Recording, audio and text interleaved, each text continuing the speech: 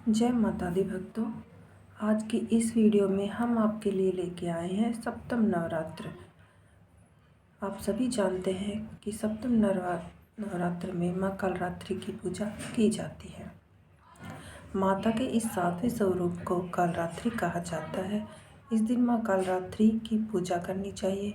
माँ कालरात्रि अपने भक्तों को सदैव शुभ फल प्रदान करने वाली होती है। इस कारण इन्हें शुभकरी भी कहा जाता है। कालरात्रि स्वरूप। माँ कालरात्रि का स्वरूप देखने में अत्यंत भयानक है। इनका वर्ण अंधकार की भांति काला है। केश बिखरे हुए हैं। कंठ में विद्युत की चमक वाली माला है। माँ कालरात्रि के 3 नेत्र ब्रह्मांड की तरह विशाल व गोल हैं, जिनमें से बिजली की भांति किरणें निकलती रहती हैं। इनकी नासिका से श्वास तथा निश्वास से अग्नि की भयंकर ज्वालाएं निकलती रहती हैं। माँ का यह भय उत्पन्न करने वाला स्वरूप केवल पापियों का नाश करने के लिए देवी कालरात्रि का वर्ण काजल के समान काले रंग का है, जो अमावस की रात्रि से भी अधिक काला है।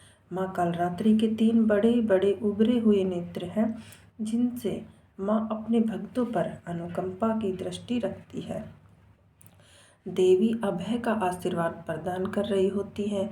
देवी कालरात्रि के केश खुले हुए और हवाओं में लहरा रहे होते हैं। देवी कालरात्रि अपने वाहन गर्दन पर सवार होती हुई कार्तिकेय कांतिमय और अद्भुत दिखाई देती हैं। देवी कालरात्रि का यह विचित्र रूप भक्तों के लिए अत्यंत शुभ है, अतः देवी को शुभकरी भी कहा गया है।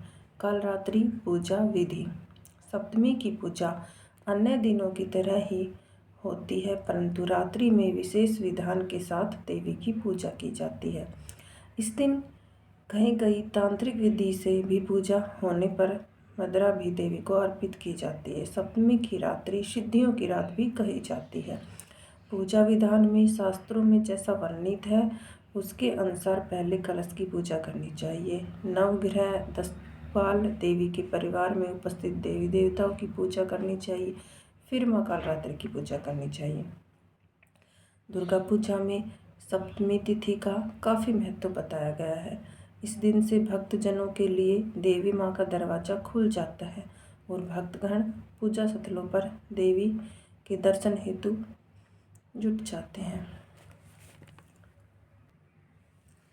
माँ कालरात्रि को गुड़ बहुत ही प्रिय होता है, इसलिए जब आप आरती करें उसके बाद माँ को कोला मिश्री के अलावा गुड़ का भोग अवश्य ही दें। गुड़ का भोग माँ को काफ़ी पसंद है। और उसके साथ ही यदि आप कोई मनोवांछित फल प्राप्त करना चाहते हैं, माँ से कोई अपनी बात कहना चाहते हैं, तो आप शहद का भोग लगाइए। कहते हैं कि शहद का भोग एक तरफ और बाकी सारे भोग एक तरफ। यदि हमारे पास भोग लगाने के लिए कुछ भी नहीं है और सिर्फ हमने शहद का भोग माँ को अर्पित किया है, तो हमारी मनोकामना माँ बहुत जल्दी पूर्ण करती है। और दुर्गा सप्तशती का पाठ यदि हम नवरात्रों में कर रहे हैं तो बहुत ही अच्छा।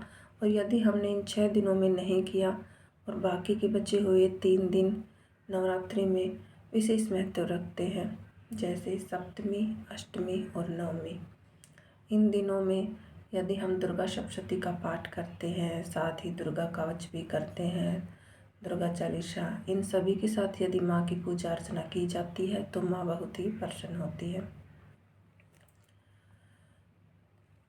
माता रानी आप सभी पर अपनी कृपा दृष्टि बनाए रखे, आप सबकी मनोकामना पूर्ण करे। जय माता दी।